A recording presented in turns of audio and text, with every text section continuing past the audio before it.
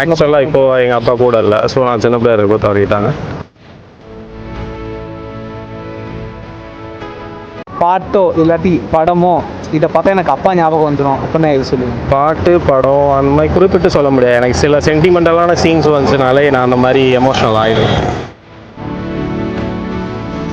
உங்கள் அப்பா அடிக்கடி சொல்கிற ஒரு விஷயம் ஏதாவது இருக்கா? அடிக்கடி சொல்லுவாங்கன்னா எதுக்கும் பயப்படாதுன்னு சொல்லுவாங்க. இதுதான் எங்கள் அப்பா 3 வார்த்தையில் சொல்லுங்கள். ஆனால் 3 வார்த்தையில் நடக்க முடியாது.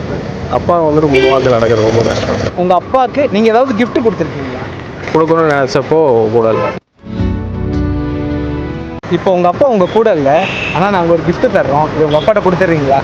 இப்போ தான் ஸ்கூல் போயிட்டு ஒரு 4 days தான் ஆகுது. இப்போ தான் ஸ்டார்ட் பண்ணாங்க. நேற்று அவன் எனக்கு கொண்டு வந்து கொடுத்தான், ஹாப்பி ஃபாதர்ஸ் டே அப்படின்னு சொல்லிட்டு கொண்டு வந்து கொடுத்தான்.